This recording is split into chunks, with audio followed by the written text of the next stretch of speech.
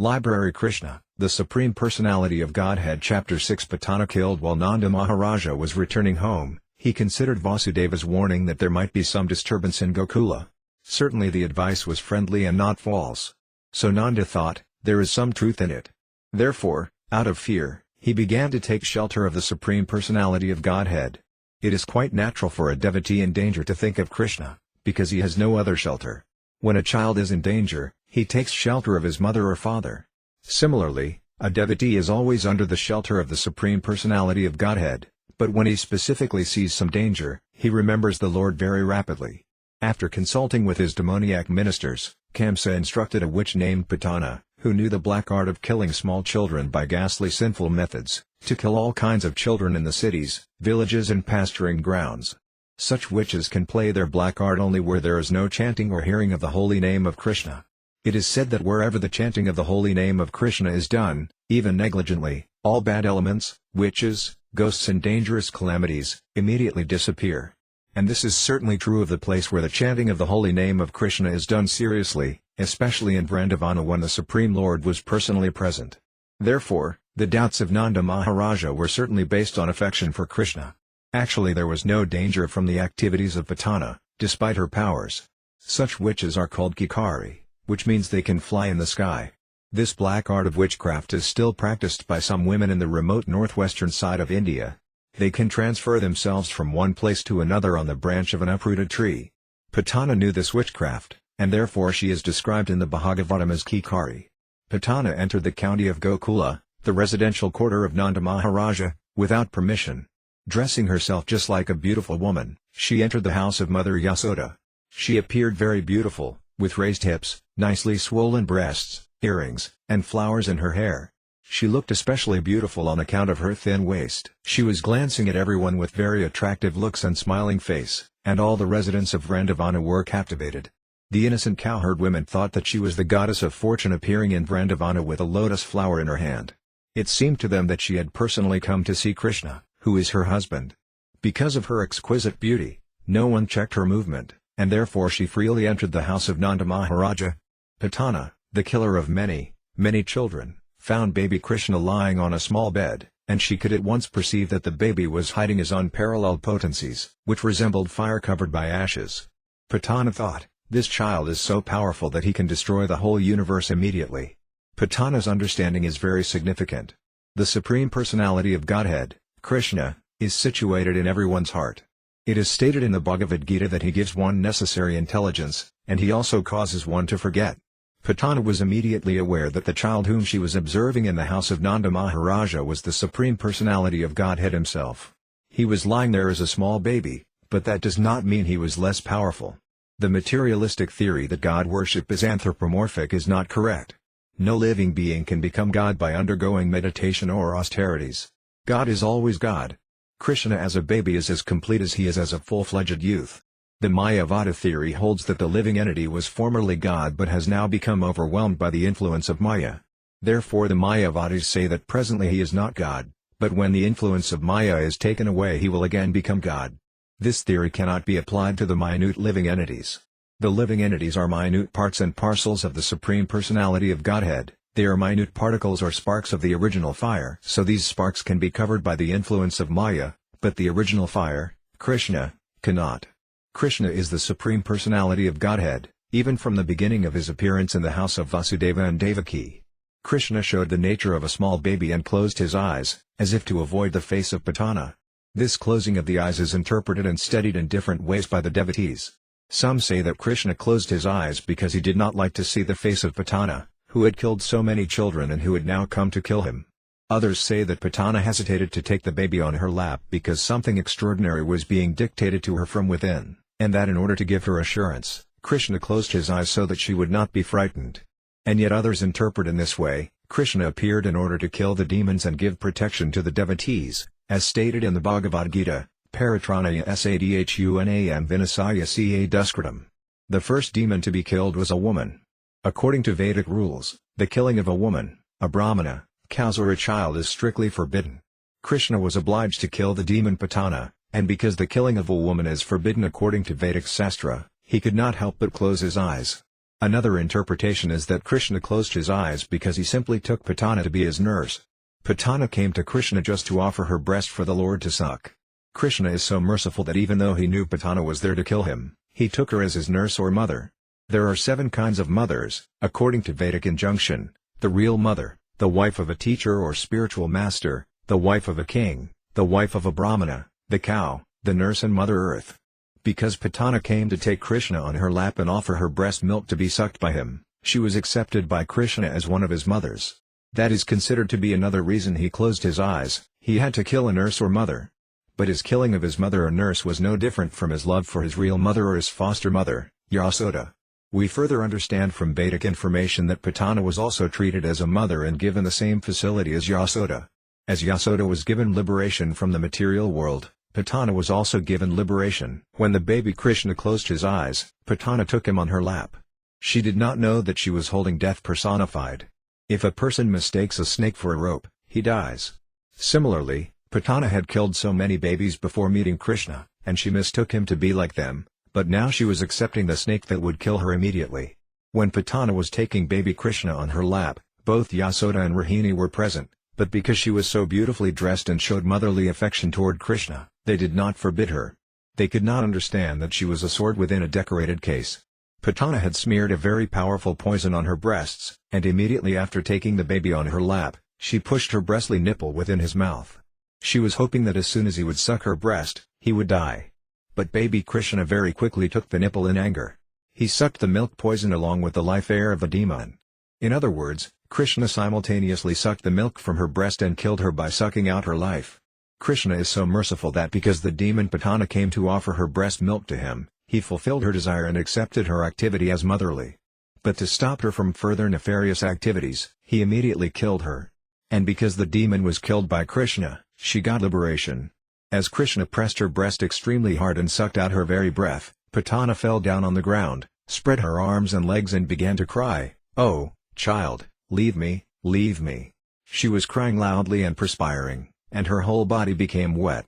As she died screaming, there was a tremendous vibration on the earth and in the sky, on the upper and lower planets and in all directions, and people thought that thunderbolts were falling. Thus the nightmare of the Pūtanā witch was over, and she assumed her real feature as a great demon. She opened her fierce mouth and spread her arms and legs all over. She fell exactly as Vritrasura did when struck by the thunderbolt of Indra.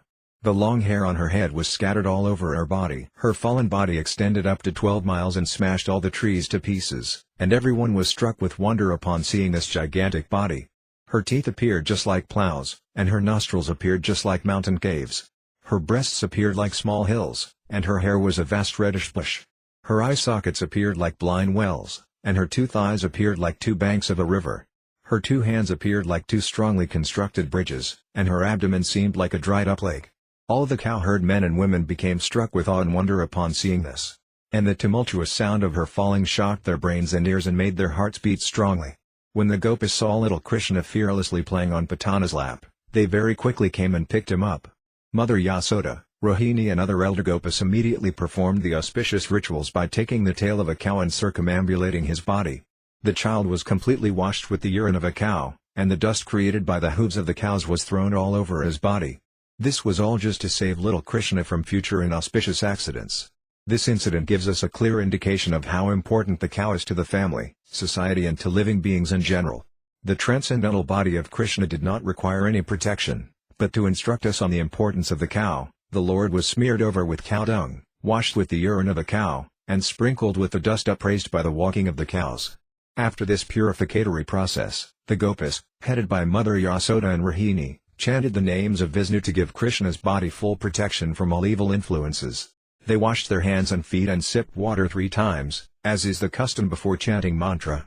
They chanted as follows: "My dear Krishna, may the Lord who is known as Asia protect your legs, may Lord Manaman protect your knees, may Lord Yajna protect your thighs, may Lord Asayuta protect your upper waist, may Lord Hayagriva protect your abdomen, may Lord Kesava protect your heart, may Lord Isa protect your chest, may Lord Surya protect your neck, may Lord Vishnu protect your arms, may Lord Urakrama protect your face, may Lord Asvara protect your head, may Lord Kakradara protect your front, may Lord Gadadara protect your back, may Lord Madhusudana, who carries a bow in his hand, protect your right side, May Lord Ahana protect your left side. May Lord Uragaya with his conch shell protect you on all sides. May the personality of Godhead Upendra protect you from above. May Lord Tarksya protect you on the ground. May Lord Haladara protect you from all sides. May the personality of Godhead known as Rishikesa protect all your senses. May Lord Narayana protect your life airs. May the Lord of Svetadvipa, Narayana, protect the core of your heart. May Lord Yogesvara protect your mind. May Lord Prasnagarbha protect your intelligence. And may the Supreme Personality of Godhead protect your soul. While you are playing, may Lord Govinda protect you from all sides. And when you are sleeping, may Lord Madhava protect you from all danger. When you are walking, may the Lord of Vakunda protect you from falling down. When you are sitting, may Lord Narayana give you all protection. And while you are eating, may the Lord of all sacrifices give you all protection. Thus Mother Yasoda chanted different names of Vishnu to protect child Krishna's different bodily parts. Mother Yasoda was firmly convinced that she should protect her child from different kinds of evil spirits and ghosts, namely Dakinis, Yachudanis, Kusmandas, Yaksas, Rakshasas, Vinayakas, Gotaras, Rivatas, Jisthas, Pūtanas, Matrkas, Unmadas and similar other evil spirits, who cause persons to forget their own existence and give trouble to the life airs and the senses. Sometimes they appear in dreams and cause much perturbation, sometimes they appear as old women and suck the blood of small children. But no such ghosts and evil spirits can remain where there is chanting of the holy name of God. Mother Yasoda was firmly convinced of the Vedic injunctions about the importance of cows and the holy name of Vishnu, therefore she took all shelter in the cows in the name of Vishnu just to protect her child Krishna. She recited all the holy names of Vishnu so that he might save the child. Vedic culture has taken advantage of keeping cows and chanting the holy name of Vishnu since the beginning of history, and persons who are still following the Vedic ways, especially the householders, keep at least 12 cows and worship the deity of Lord Vishnu, who is installed in their house. Persons who are advancing in Krishna consciousness should take instruction from this pastime and also be very interested in cows and the holy name of Vishnu. The elder Gopas of Vrindavana were so absorbed in affection for Krishna that they wanted to save him, although there was no need to, for he had already protected himself. They could not understand that Krishna was the Supreme Personality of Godhead playing as a child. After performing the formalities to protect the child, Mother Yasoda took Krishna and let him suck her breast. When the child was protected by Vishnu mantra, Mother Yasoda felt that he was safe. In the meantime, all the cowherd men who had gone to Mathura to pay tax returned home and were struck with wonder at seeing the gigantic dead body of Pūtanā. Nanda Maharaja recalled the prophecy of Vasudeva and considered him a great sage and mystic yogi, otherwise, how could he have foretold an incident that happened during his absence from Vrindavana? After this, all the residents of Vraya cut the gigantic body of Pūtanā into pieces and piled it up with wood for burning. When all the limbs of Pūtanā's body were burning, the smoke emanating from the fire created a good aroma of a guru. This aroma was due to her being killed by Krishna. This means that the demon Pūtanā was washed of all her sinful activities and attained a celestial body. Here is an example of how the Supreme Personality of Godhead is all good. Pūtanā came to kill Krishna, but because he sucked her milk, she was immediately purified, and her dead body attained a transcendental quality.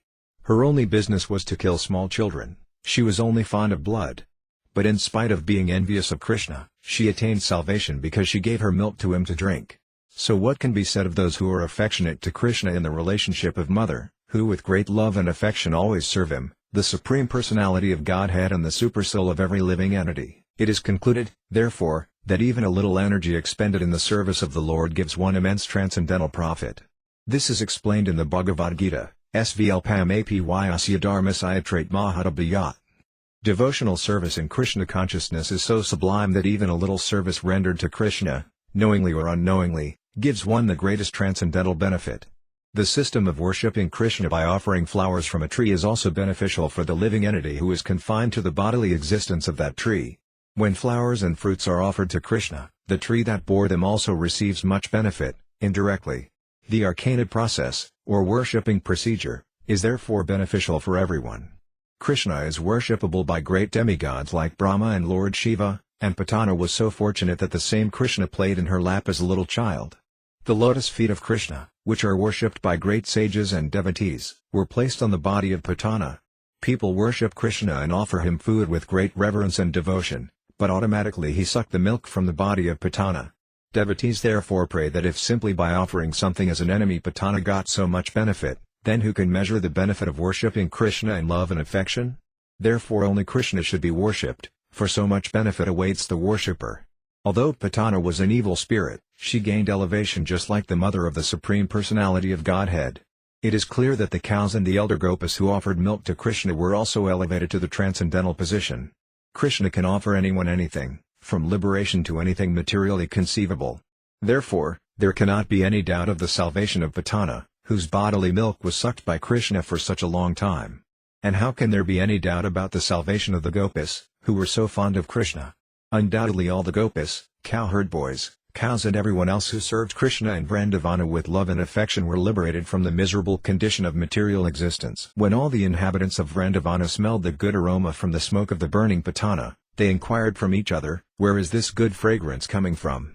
And while conversing, they came to understand that it was the fumes of the burning Pūtanā. They were very fond of Krishna, and as soon as they heard that the demon Pūtanā had been killed by Krishna, they offered blessings to the little child out of affection. After the burning of Pūtanā, Nanda Maharaja came home and immediately took up the child on his lap and began to smell his head. In this way, he was quite satisfied that his little child was saved from this great calamity.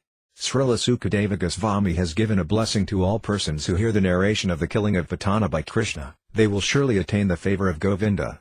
Thus ends the Bhaktivedanta purport of the 6th chapter of Krishna, Pūtanā killed.